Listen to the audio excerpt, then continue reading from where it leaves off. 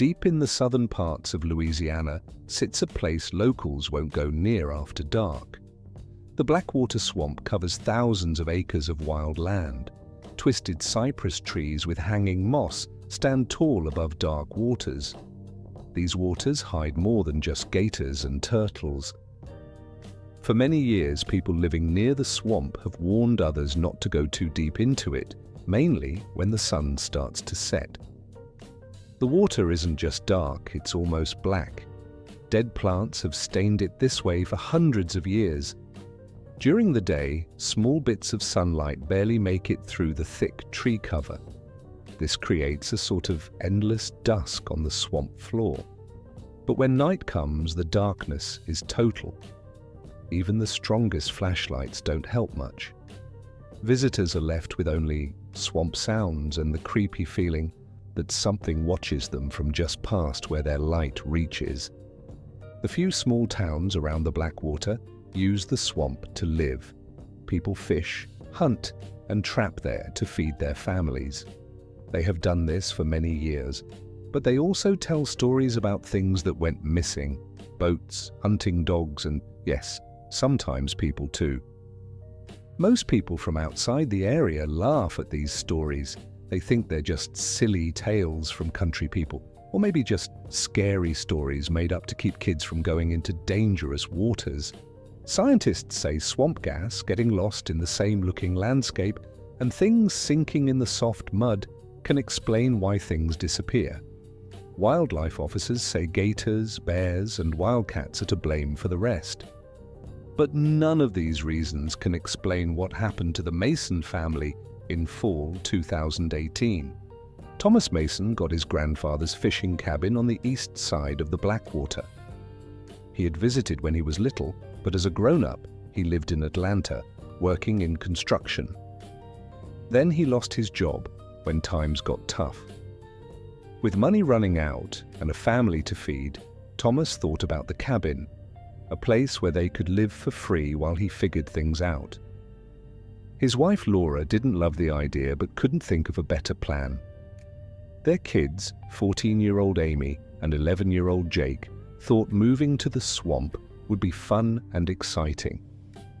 What kid wouldn't like living in a place full of animals, using boats instead of cars, and fishing instead of playing video games? The cabin needed lots of fixing after sitting empty for more than 10 years. Thomas worked hard to make it livable. Laura taught the kids at home and learned how to cook on a wood stove. After 3 months, they had a daily routine. Thomas would get up early to check his fishing lines and crab traps. He'd come back mid-morning with enough food to feed the family and sometimes sell extra to a nearby restaurant. The first strange thing happened in October. Thomas went out at dawn as usual but came back much earlier than normal. His face was white and his hands were shaking. When Laura asked what was wrong, he just shook his head and said something about needing new traps. Only that night, after the kids were asleep, did he tell her what really happened.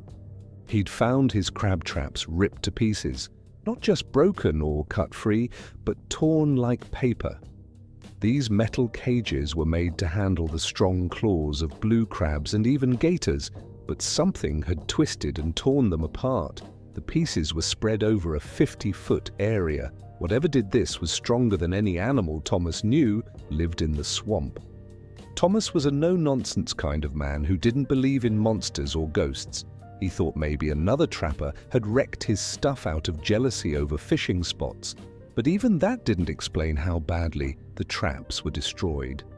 He decided to put new traps in a different spot, far from where other fishermen might go. A week went by with no problems. Then one night, a strange sound woke up the whole family. A low, rumbling growl that made the wooden floor of the cabin shake. It wasn't an alligator's bark or any bird Thomas had ever heard. It sounded almost like a big boat engine idling, but somehow more alive, in a way that made their skin crawl. Jake, being a curious 11-year-old boy, wanted to peek outside, but but Thomas strictly told everyone to stay away from the windows. They all huddled in the middle room until the sound stopped as morning came. When Thomas checked outside in the daylight, all he found were some deep marks in the mud. These tracks led from the water to a spot under their bedroom window. Whatever made these marks was heavy enough to push 6 inches into the hard-packed dirt. People who lived in the area always said to leave swamp mysteries alone. The swamp keeps its secrets, and folks who ask too many questions often end up sorry. But A legendary story from Stalin's inner circle tells of a man bold or foolish enough to knock the dictator's pipe from his hand. During a tense Kremlin meeting, the gesture stunned everyone, as even minor disrespect towards Stalin could mean death. Some say it was a drunken general who acted on impulse. Others claim it was a loyal friend testing Stalin's temper.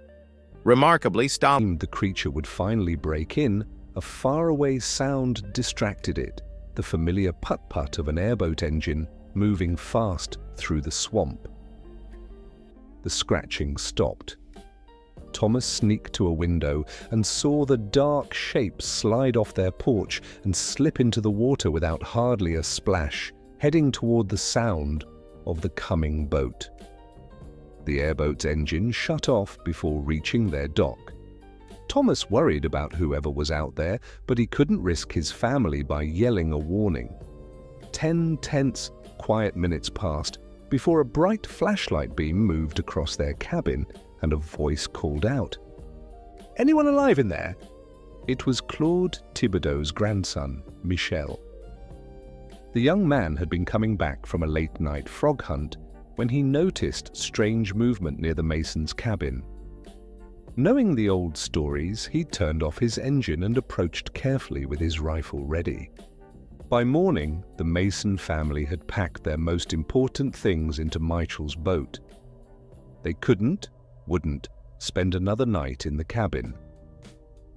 As they moved away from the dock, Thomas looked back and saw deep cuts in the wooden walls, some almost an inch deep. Whatever had been scratching at their walls had claws strong enough to cut into solid cypress wood. They stayed with Claude's family for 3 days while making plans to return to Atlanta. During this time, Thomas tried to learn more about what had stalked them, but the Thibodeau family didn't want to talk directly about it. Instead, they made vague mentions of bad spots in the swamp where people disappeared and hungry seasons when folks should stay inside after dark. On their last evening, as Thomas thanked Claude for letting his family stay, the old man finally shared more information. "The swamp has guardians, friend, as old as the cypress trees, maybe older. They were here before people and they put up with us most of the time. But sometimes when we go too far into their space or take too much from their waters, they fight back." Thomas asked if Claude had ever seen one himself. The old man's wrinkled face formed a frown as he reached for his pipe. "Once," he said.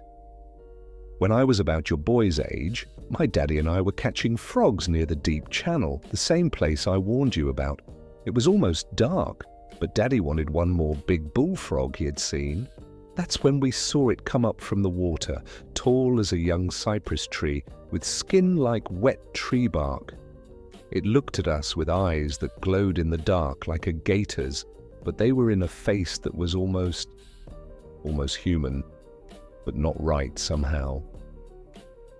Daddy shot his shotgun at it, mostly from fear. The shot hit it directly, and you know what happened? Nothing. It didn't bleed, didn't even move. It just looked at the spot where the shot hit, then back at us, then it went down under the water again, slow and careful. We paddled back faster than I've ever moved in my life. When we got home, Daddy made the whole family pack up. We stayed with family in Houma for a month before coming back, and even then, we never went near that channel again." Thomas asked why the old man had stayed in the Blackwater all these years if such dangers were there. Claude smiled slightly. Because the swamp gives life as much as it threatens it, and because those things, whatever they are, don't want us gone, they just want respect. You respect the deep places by leaving them alone. You respect the night by staying home during it, and you never take more than you need. Follow those rules, and you can live a long life here. The Mason family didn't try to test that idea. They went back to Atlanta, where Thomas found a new job after a while. They never returned to the cabin, which sat empty until Hurricane Laura destroyed it in 2020. Later, a nature group bought the land and let the swamp take it back. But the story doesn't end with the Masons getting away. In the years after, other people reported strange encounters in and around the Blackwater swamp. Wildlife researchers putting up trail cameras to study bird movement found their equipment smashed. Some cameras showed last images of a large blurry shape moving very fast right toward the camera. In 2021, a group of college students went deep into the swamp on a science trip to collect water samples. Only 4 of the 5 came back with different stories about what happened to their missing friend. 2 said he had walked off alone despite being told to stay with the group. The others said something had pulled him into the water so fast they barely heard a splash. The official report said an alligator attack was to blame, though they never found any body parts. Perhaps most disturbing was what happened to a wildlife officer named James Carver. He had always laughed at the local legends as silly superstitions throughout his 20-year career patrolling the area. In spring 2022, Carver was checking reports of illegal night hunting when his boat engine died in the deep channel, the same place Claude had warned the Masons about. When he couldn't restart the motor and his radio wouldn't work, Carver accepted he'd have to spend the night on the water. He was writing a text to his boss when he noticed something moving out of the corner of his eye. Looking up, he saw what he thought was a half-sunken log about 30 feet from his boat. But as he watched, the log started moving against the current, circling around his position in a way that seemed planned. Carver later wrote what happened next in his official report, though this part was later removed from public records and is only known because a copy was leaked and shared. The thing then went underwater, and I saw water moving in a way that showed it was going under my boat. The boat rocked hard, and I fired my gun into the water to scare it away. I didn't expect to hurt it, but hoped the noise would make it leave. At about 3:45 in the morning, my boat engine suddenly started on its own, even though all my earlier attempts to start it had failed. I left the area right away and didn't see the thing again. Carver asked to be moved to a different district the following week and has refused all interviews about what happened. People who work with him say he now refuses to patrol the Blackwater area after dark under any circumstances. Skeptics point out that the swamp creates perfect conditions for seeing things wrong. Poor visibility, strange echoes that can carry sounds for miles, and the natural human tendency to see patterns and threats in unclear situations could explain many of these encounters. Combined with the area's rich folklore, which makes witnesses expect to see swamp monsters and guardians, these factors might explain why so many reports sound similar. But this explanation doesn't address certain things common to many sightings: the unusual strength shown by damaged equipment, the selective aggression, which targets those who go into specific areas or take more resources than needed, and the apparent intelligence behind encounters that seem calculated to frighten rather than harm in most cases. Biologists have sometimes suggested that an unknown species might live in the area, perhaps a leftover group of prehistoric reptiles or unusually large amphibians adapted to the specific conditions of the Blackwater, but no physical evidence has ever been found, despite many attempts to set up camera traps and collect DNA samples from areas where sightings happened. Native American perspectives offer another view. The Chitimacha tribe, whose ancestral lands included parts of what is now the Blackwater swamp, talk about guardian spirits that protected important places in their territory.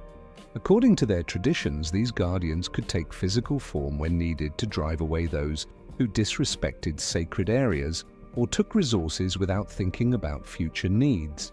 Marvin Istre, a Chitimacha elder, who has studied his tribe's connections to the region, suggests that what people are meeting might be something beyond normal scientific understanding.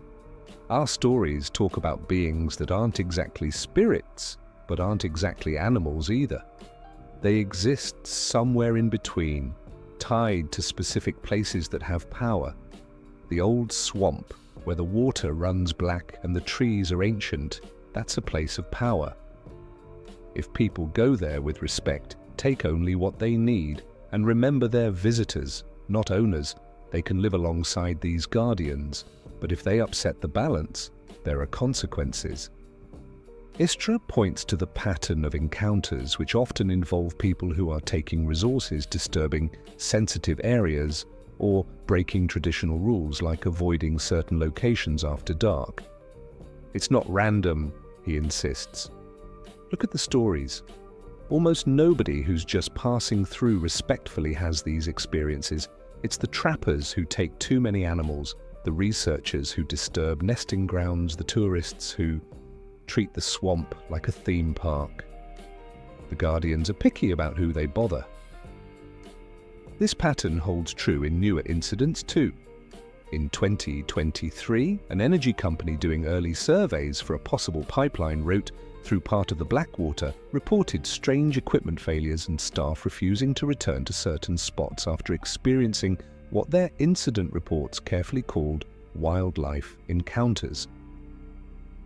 The project was eventually moved to avoid the area entirely, with inside documents citing unique logistical challenges in the environment.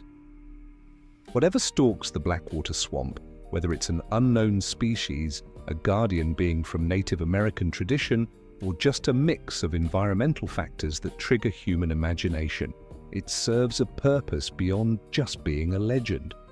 The stories keep people careful in a landscape that can be deadly even without supernatural threats. They encourage sustainable practices by warning of consequences for those who take too much. And they remind us that despite our technology and scientific knowledge, there remain places where humans are guests rather than masters. Claude Thibodeau, in his last talk with Thomas Mason, maybe summed it up best. The swamp doesn't belong to us, friend. We belong to it for as long as it lets us stay.